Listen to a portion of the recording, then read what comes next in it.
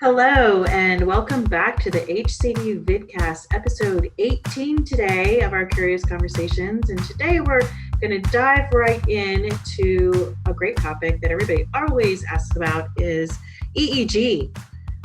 So today we're going to launch right into that with my partner, as always, Kathryn. My name is Michelle Niedziela. I'm VP of Research and Innovation here at HCD. As always, joined by Kathryn Ambroze. Kathryn. Hi, everyone. Yep, my name is Kathryn Ambroze, and I am the Manager of Behavioral and Marketing Sciences. If you are new to our vidcasts, we are thrilled to have you. If you're a returning friend, welcome back. And this topic is going to be a really exciting one. It is one that is chatted about. But before we get into the topic, I'm going to let Michelle share a little bit about HCD. Sure. So just a review for some and some new information for others. What are we? Who are we? Why are we doing this? HCD is a research house. We provide research for understanding the holistic consumer experience from perceiving, evaluating, responding to any sort of stimuli. We use an interesting approach of a combination of tools from neuroscience, psychology, as well as all the traditional tools that you would use in consumer and market research. We use them across all sorts of things that touch a consumer, from early stages of exploration all the way through product validation, anything from product development all the way through marketing and communications. The tools that we use can be done online or in person, and we can do them globally and have done them globally. So anywhere that you can get to by plane, train, or automobile and have some sort of power source, we can measure people. And with that, we're going to launch right into our discussion today on EEG. And before we kind of start talking about the technology itself, I like to take a step back and discuss what we're looking at when we talk about neuroscience and the brain and measuring the brain. I think it's important to take a look at the sort of big picture of what's going on a small scale in the brain. So to break it down, the building block of any neuroactivity, anything going on in the brain, is really the neuron itself, which is here on the screen. And the neuron makes connections to other neurons and other types of tissue through what we call synapses. And so here we have two axon ends speaking to one another. And then all of these things make up the brain. And the important thing to think about here is that there are 100 billion of the neurons, right? And those 100 billion neurons have 100 trillion connections. Your brain, which fits inside of your head right now, so if you feel your head right now, it's not that big if you think of it in terms of 100 billion neurons and 100 trillion connections, but also that there's 3 million miles of axons in that little space. And so, this is an amazing amount that's crammed into one spot and does amazing things. Your brain allows you to think about things and feel things and emotions, but it also maintains breathing and heartbeat and deciding if you're hungry, keeping you standing upright, controls your vision and your hearing, and everything you do is basically all in this tiny little space. So it's amazingly complex, right? It's incredible. It really is able to do so much when you think about how much it really does contribute to you just living your daily life. So I think this is a great place to start that's what really excites us to do any of this work, right? Because it is so amazing. Absolutely. And I think the vastness of this, like the importance of understanding the complexity of the brain is what becomes frustrating when you hear someone come to you and say, oh, you do neuroscience. Can you put headgear on someone, right? Because that's often where people start, because I think when people think of neuroscience, they first jump to the EEG head caps, right? Or they think of fMRI, the pretty pictures of activity going on in the brain, really looking at the brain. And they think it reads minds. And so it's really important to talk about this and understand the complexity, because that really affects your ability to measure it. Absolutely. And I think people do tend to oversimplify things when they try to understand exactly what neuroscience is, and not by any fault of their own. It's just sometimes it is overgeneralized to help make it easily understood. But at the same time, we do have to have an appreciation for just how much it truly does, and that you want to make sure that you're getting the right information when you're trying to get information from the brain, and exactly the right way to go about that. Right, right. Because it is very complex. We have to sort through all the signals going on to control breathing and heartbeat and visual sight, all those things to be able to see what we're looking for, which often when we're talking about consumer and market research, we're talking about something, that involves everything and nothing, right? So when we think about someone in a store or watching an ad or experiencing a product, that involves so much activity in the brain, because you do have to remain with your heart beating, you do have to continue breathing, you're standing upright. But it's involving your visual system and your sensory systems and your thinking and cognition and memory, like all sorts of things going on. So it's very complex to figure out. And Michelle, what's the number one, when people come to you about interested in doing neuroscience in marketing or neuroscience and product testing, what is generally the tool that's utilized, or wants to be utilized, I should say? Yeah, everybody wants the pretty pictures. So I think in their minds, the pretty picture is fMRI. In practice, they want something to the participant or the consumer to wear something on their heads. So, they're always asking, but do you have anything to measure the brain? And, you don't always need to do that. But if you are going to do it, we need to have an understanding of what we're doing. Because sometimes people are disappointed when we're very open and honest and say, yeah, we can, but maybe you shouldn't, right? So I would say it's probably what's in people's minds when they think about doing neuro research, but it's not necessarily the most popular tool. Got it. Okay, so I think if we go on to the next slide, this is a great example of exactly one of these tools that is frequently looked for. So the EEG, right? Electroencephalogram. It's a long word. It's often difficult for people to say. Say it 10 times fast. Yeah, I'm not going to do that, but it is electroencephalogram. Electroencephalogram. And it is the gear that you put on people's heads. So, Kathryn, I think you can speak to this, but we have multiple pictures here. Because there's a range, right? EEG isn't just one thing. EEG literally just means measuring the electrical activity across the scalp. Exactly. That's all there is to it. It can be done with one electrode. It can be done with 1 million electrodes, but there is a range. Yeah. So you basically hit the nail on the head that what an EEG is, it's really the cap of the electrodes that are placed across the scalp. So you can see there's a wide variability into what that can entail. And the electrodes are actually placed in specific locations. And those locations match up to certain places in literature that equate to specific brain waves that you can see on the screen as well. Yeah, so the circle there with all the labels on it, the FT9 and the NZ and the CZ, those are labels for specific locations. Exactly. And really what it does is the electrical activity at each of these electrodes, they get a measure of the basic idea of the potential activity that's happening in the brain, because you have to remember, the reason we have it, a little joke here, it's the brainstorm, is because your brain really is full of, there's electrical activity happening all the time. And so that's what the electrode is trying to measure. It's get that potential activity of the area in the brain. And to that point, so in the graph you have there, we have the locations listed on the left. So it's A, F3, F7, T7, etc. And those are the measures of the electrical activity for that point. However, you can get noise from other locations, right?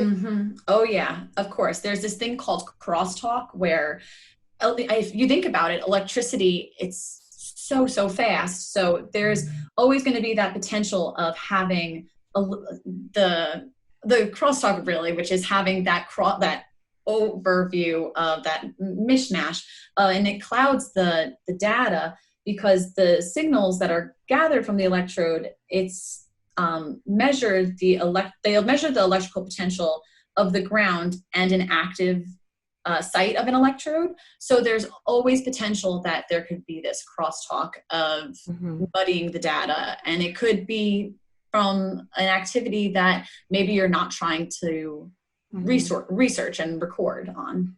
Yeah, and I think another important thing to think about when trying to understand that is that not only are you getting it from another point across the scalp, but most of the activity, the brain is a three-dimensional object, right? So if you're measuring across the scalp, you're only measuring the top layers, but you're still getting noise from the lower layers. And what people are most interested in when they think about measuring brain activity is like cognition or memory or emotion. And those things are very deep inside the brain. Right. So you're trying to measure something deep inside from the scalp only. The EEG does not measure inside the brain very well. Right. Yeah, so you're asking a lot. Terrible. I like to describe it as it's kind of like you're trying to listen to a conversation in an apartment building from 2 or 3 floors below you by putting your ear to the ground, right? So you're listening there, it's muffled through the other apartments below you. And so it can be very difficult to find that signal or find that conversation that you're trying to listen to from, 2 or 3 floors down from you. And to expand on that analogy, if you have one person's ear up against that wall compared to, and let's say it's directly beneath you, but you compare that to having basically just one electrode in that one spot, and you compare it to something that maybe it's you and 20 other people are trying to listen to, listen to the same sound. The analogy brings it to now you have 20 different electrodes. There's more of a chance that you'll be able to get information that'll be useful. So it's the same idea that you get what you pay for. And there is this large spectrum of EEG sets that there's this range where you could have either, 250 electrodes in a more academic grade, as you can see here, but some places are selling some consumer grade products that are about 5 electrodes. Or less. I mean, you can have 1 or 2 even. So I think if you look at the sort of earphone headband looking one there that's next to that academic grade one you're speaking of, so in the bottom right-hand corner of the screen, that's barely anything. Exactly. And obviously your outputs are going to be different depending on which one you're using. If there's fewer electrodes, it's likely to be much less valid. So you really are getting what you pay for. Yeah, and I also always like to remind people, you get what you pay for, but you also, even within like a type of technology, EEG, you have to make sure about what your research question is, right? So if your research question is asking something fairly complicated, like, what's the emotion that's being felt, is, memory being encoded, then you really want something like the academic grade. If you just want to know if there is any electrical activity change, then sure, 1 or 2 electrodes can probably tell you that there's a change, but it can't necessarily tell you what that is, right? Absolutely. Yeah. So it does depend on the research question. But if you want to get that validated measure, you have to really be willing to, invest in the right tools. Yeah. So once you have, say, the right tool, the data that you get is also very complicated. So not only are you having to get it from multiple electrodes, potentially, maybe 250 of them, and there are lots of different algorithms that you can use to sort through that data to get that signal through the noise, right? Yes. Yep. But even within that, there's different types of signals that tell you different things. So this slide is really talking about that, the different brain waves, literally, that are constantly going on in your brain. Exactly. So the EEG readings do have this ability to measure these brain waves. And in the short term, generally, short-term measurements focus on specific stimuli where there's this low amplitude, while if you have a study that might be a little bit longer, and frequently hospitals will use EEGs for maybe an overnight, like monitoring somebody's brainwaves overnight, they tend to focus on the conscious state. And if you look a little bit deeper, you can kind of start to understand why. So the first, on the top wave that is mentioned here is the delta wave, and that has this very slow rhythm with a very high amplitude. And that is really frequently seen during deep sleep and REM cycles. And they actually are also found really frequently when you're having a very intense conversation or you are doing a very difficult task. So that's kind of the location where delta waves start to spike. Following that, there's the theta rhythms, where the theta waves that are associated with memory and emotional regulation. So if someone's dealing with a very frustrating situation, there's a likelihood that the theta waves will be a little bit more prominent. They also are really associated with drowsiness or fatigue. So it's kind of, you know, that feeling you have when you're groggy in the morning before you have your cup of coffee. That's kind of the vibe that the theta wave is giving off. To follow that, then you have alpha waves. And as you go down the line, the alpha wave it is seen a little bit with people more relaxing. So it's this relaxed wakefulness. So you have yoga class maybe, and your inhibitions and attention in the brain adjust. That's the alpha wave that becomes more prominent. And the following two, the beta wave, is this focus of a very fast rhythm. So now as you start to move your body and you start to watch people move, beta waves actually increase. And they really represent this idea, again, of memory retrieval and motor functions and high mental activities. They are focusing on those things. And then you have now the gamma waves, which is clearly very, very, very fast. And it's these waves are noted that during a sensory processing or associative learning experience. So it's if there's a combination of sensory outputs occurring at once that is very intense, that's when gamma waves start to take place. So I always think about a music video because you're having both an auditory and a visual experience occurring at the same time. So it kind of is the representation that I use when I think of gamma rhythms and gamma waves. But all of these all of these waves are associated with these certain places. It just really comes down to, when you're doing this type of research, are you able to note these things and access them, again, based on the type of tool that you're using and based on the setup of your research design. Right. Now, the EEG itself is very good at being able to measure something like these activity waves because they're temporally very accurate. The EEG can measure very quickly and very accurately over time. But it's not as accurate when it comes to spatial resolution, right? Because that's really dependent on the quality of your electrodes, the placement of your electrodes, how many electrodes, but also because, again, you are only measuring across the surface of the scalp. So, those are definitely things to keep in mind because when you look at something like gamma or beta, they can both be really influenced by something as simple as the posture the person has. So if they change their posture or someone is slumping more, it can really affect your gamma waves, for example.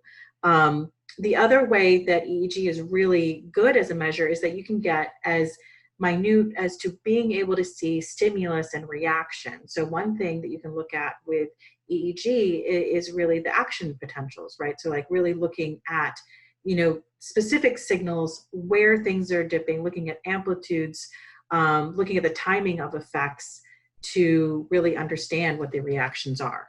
Right. And in general, what we tend to say about EEG is that it is a very direct measure of global activity in the brain. So it's that really, you can have that understanding of what's happening, but you should be a little bit cautious if somebody's asking you to do something one-to-one in terms of, getting that specific neuron that we were talking about earlier and seeing what that means. One neuron out of 100 billion exactly. is definitely difficult to do. It's important to keep things in context. Yes. So when we're thinking, again, about EEG, how we can use it, the way it's used, this is really thinking about more in terms of like a marketing consumer science idea. Of course, in a more academic setting, there's a lot more that can be done, but that's because they have a lot more liberties they can take in an experimental setting. So when we talk about these sort of measures, we think about a consumer coming in to do something consumer related, whether it's watching a video or trying a product. The difference that happens between, I think, the consumer setting and an academic setting is in the academic setting, often you can eliminate all noise, right? Right. And have someone really only being exposed to one stimulus. In addition, often that stimulus is exposed to the person like 100 different times to make sure that the signal's a real signal. Yeah, absolutely. And I think to that point, you should also recognize that when you are doing an experiment like that, where it is in a laboratory setting, it makes it a little bit more challenging to be able to apply it to a more naturalistic setting like the real world. So you have to consider, again, everything in context, because if there is something that was maybe proven in a lab, you can't just take the insights from that EEG study that was proven in a lab and apply it to any other situation. Yeah, it's a really big huge leap. Yeah, exactly. Because having someone, looking at a shelf or maybe, walking through a store is quite different than someone sitting in a chair with no other noise around and only a sound stimulus, not something as complicated as an advertisement. So with those caveats, we can then think about how can we use this in market research. And there's a couple ideas here. We have cognitive load, which is really how hard you're thinking, right? Right. Yeah, and that might be a good question for, let's say someone's playing a video game, right? How much cognitive effort is being put forth to complete a task? And is it interrupted, right? Could be a good question as well. Attention, right? So are people paying attention to an ad? Are they actually focusing on something? Or again, are they being distracted? What other sort of things are coming into play there? Long-term recall, this one can be really tricky to do, right? But again, it can be done by exposing people, let's say, to different brands after they've seen an ad and seeing if their brain is reacting in a way that shows that they recognize the brand logo, right, from the ad, or have some sort of recognition there in that way. And motivational states or emotional states, that is something that's also used. Now, I want to bring up that each one of these has some flaws, right? Of course. And some debate in the literature around whether or not they have constructability, whether you're really measuring what you say you're measuring, right? Yeah, that's a great point to bring up, because kind of like what we were discussing before, it's really hard to pinpoint and say, this is the cause of this response. So that is very highly debated, and ways that if you were looking to utilize this, if you are trying to figure out a certain reason that a person's responding in another way, it always is important to mention that things like these type of tools are stronger when combined with other metrics that might also be looking into attention or long-term recall. I think that's something that people forget a lot. They don't realize if you were to look at the academic literature using EEG, they still ask the participant questions. They often have them do different cognitive batteries. If they're measuring cognitive load, they use some sort of self-report or some sort of cognitive test to make sure that they're actually accessing something, or they set up the experiment in such a way that they know that they're eliciting cognitive load changes. Same with emotion, right? So when they look for changes, in this case, particularly frontal asymmetry is used a lot with emotional valence. And for that, people, make sure that whatever they're triggering people with has that effect. But all these things have drawbacks to them too. There's debate whether it's really doing that. There's a debate whether, doing global measures are going to be accurate enough, right? Oh yeah, absolutely. And there are some places that have had better success than others in the application of this, specifically in marketing. So one of the examples is actually on the next slide, where they have basically this general setup of, you see a stimulus, the person is set up to their EEG cap already, and it's in a, you know, an academic grade EEG cap according to this photo. And what it does actually is that the cap placement is very important because that's where the EEG is picking up the signals. So in that regard, those signals where the electrode is getting amplified and recorded to then be used to analyze the information that is coming from the person looking at this stimulus, being in this example a glass of beer. So it's really interesting because the stimulus is actually time locked, and then it is presented repeatedly, and with that information, then data is averaged over many trials and it's cleaned, and that's how you actually get the interpretation of what the EEG is determining. And again, that many trials can be anything from 20 trials, but typically more like 100. Yeah, absolutely. So it's, again, and all of this effort is put in, again, to get that global activity in the brain. One thing I do want to note here that we have listed is that when you're looking at data averages, you do want to consider just a little note that negative peaks equal activation and positive peaks when it comes to looking at EEG recordings and you're looking at the raw data, that actually is inhibition. So it's the opposite of what you would think, but it is something to make note of. And an interesting point about that, most people don't realize that within your brain, activity does include both activation and inhibition, right? Oh, yeah. That's how your brain works. Because everything is connected, you have signals constantly going. And so you have some that their whole job is to inhibit the activity of the other. Exactly. And so while one is being activated, another might come in to try to inhibit that activation, but it's also being activated in order to inhibit. So it's a really complicated system. But it is something that's worth noting that that's the thing. So speaking to that, we've kind of mentioned a little bit of this, but there's a lot of misuse out there where, again, when people think about using EEG or some sort of brain measure, they're looking for activity means there's something, right? And they want the pretty pictures and they want the headgear. So what are we talking about here? So we did bring up a couple of these points already, that the brain structure can be activating or inhibiting when an activity is heightened. So that's something that we just touched on, but it's something that we should mention again. But to really drive home this point, there's no buy button. You're not going to see someone's activity light up and then it's like, oh, I'm going to submit my order now. You know what I mean? Yeah. And that's potentially the most frustrating thing about being a neuroscientist in this field, is that there's some providers out there that have boiled EEG measure down to a very simple score, right? And saying that, oh, if you get a 4.5, that's a good thing. And it's because of their proprietary black box algorithm that spits out this number, and we'll never understand entirely what it means because it's behind this black box proprietary description.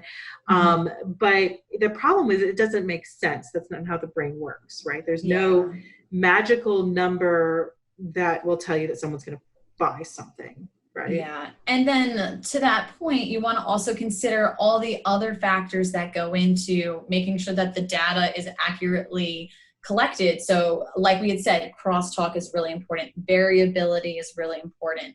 Artifacts can make things very difficult to conclude any type of detailed finding about a product or a message eliciting an emotion just because a specific area of the brain is lighting up, quote unquote. Now you mentioned some variability, and I think that's something that people often don't realize, because a lot of times neuroscience is sold as being more accurate than survey. And that's a total misconception, right? Because another thing to realize is that there's variability between people. There's a huge amount of individual variability. And so while yes, neuroscience studies and research tend to have smaller n size than a large quant survey would, might have thousands or a couple hundred, that doesn't mean that there isn't a huge amount of variability, right? Right, absolutely. And to that point, the body doesn't work in isolation. So for an activity to occur, there are multiple different components that are all working together on this very micro level to respond to whatever they're experiencing in their environment. And again, that goes into the whole idea that the electricity is spreading all throughout the scalp. And that's why the current doesn't flow from a neuron to a specific electrode. There's no way for you to really get that detailed, at least at this point. Who knows what the future holds, but it's really not, it's not a good way to be trying to go about conducting EEG research. And furthermore, the EEG studies that you do, they won't be able to predict an exact emotional profile, or like you had mentioned earlier, just read the brain or mind read or anything like that. It's that's too specific to a thing, and it's the brain is doing too many things at once for you to be able to simplify it to that extent. Yeah, it can't be one-to-one because there's so many different things in a small space, right? So every structure in the brain has multiple purposes. So, one center in the brain could do not only multiple things, could be tens of things or 20s of things that one little spot in the brain does control, could control memory and emotion and a billion other things. But it's also connected to a lot of different things. Right? Yeah. And to that point, you said that they're doing maybe 10, 20 things, and those 10, 20 things can be contradictory to each other. Absolutely. Yeah. Yeah. There's a really famous study out there that was put in the New York Times, like in the early 2000s, that was, you love your iPhone, really. And it was showing, it was fMRI, but it was saying that a particular area of the brain was lighting up when people's cell phones rang, when their iPhone rang. And that meant that they loved it because that area of the brain was associated with love. The problem is that area of the brain was also associated with, 20 or 30 other things, one of those being disgust. And so, it's really important to realize, again, it's never going to be one-to-one. I really can't imagine a time when it will be, because again, every area of the brain has so many multiple uses. Yeah, absolutely. And trying to draw conclusions off of that is really challenging. I mean, another example is what we have listed here, is that they had somebody running a marathon while having an EEG headset on, and they were making all these conclusions about the person's experience and their motivation while doing this marathon. And they're basing it off of reactions lighting up in certain areas. And it's like you said, it's just the overemphasis on a specific part of a brain can actually be dangerous, because you are negating all the other things that area of the brain is also doing. Yeah, or the noise that might be coming from a other location, because this is a very simplified headset. Oh yeah. And running is movement is part of it's innate to running. Yeah. So, eye blinking is also a huge bit of noise that happens, something just as simple as blinking your eye. Right? Yeah. So running a marathon would have a little bit more than you would expect than somebody just sitting down. And I think this brings up a really good point. It's been the theme is the why to use it and why not to use it, which is, we have pros and cons on the next slide that really do touch on this. And there are pros, right? Because we're not saying you shouldn't use EEG or you can't use EEG, because you certainly can. There's some really great information you can get, and it can be used properly. You can get meaningful results from it. There are some pros. It's versatile, You can measure all sorts of different things. It is portable. You can travel with it somewhere. There are, devices that the person can wear while running a marathon. You just have to be cautious about how you're interpreting the data. Yeah. And to that point, I think it's also important to mention that comparatively to other brain imaging technologies, such as we talked about fMRI, but there's also PET scans and MEGs, it's low in cost. So you can comparatively to the other brain imaging scans. So you can spend, like, let's say $1,000 for a decent headset, a couple $1,000s maybe, or a very cheap headset, depending on what you're trying to get at, for like $100, right? Right. Of course, fMRI is going to cost you $3 million in treatment. Right. And that's if you already own the hospital and the hospital staff. So, it's on the cheaper end of central nervous system measures. Yeah. And it's non-invasive compared to other measures as well with brain imaging, because there is a dry electrode or a wet electrode that you can have. But even in that regard, the gel that is used with the wet electrode is not harmful in any way. So it is relatively non-invasive when you're comparing to being put in a giant magnet. So it's, in comparison, it is relatively non-invasive. It's more friendly to doing consumer studies with than some of the other measures, for sure.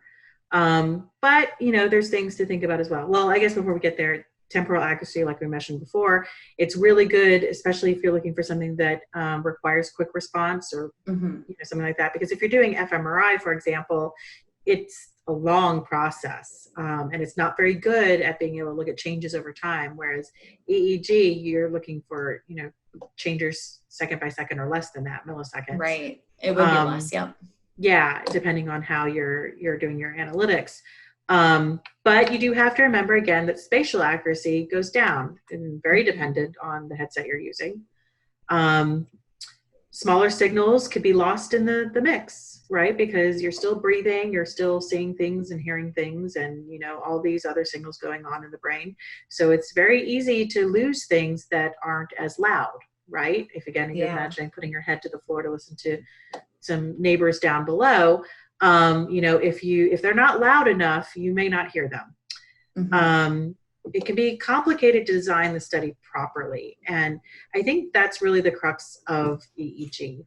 Again, when you think about how things are done academically, which is where a lot of these ideas of being able to measure emotion or cognition or memory or any of those sort of things come from the academic literature. And in that academic literature, there are very complicated and specific ways of designing the research and doing it properly.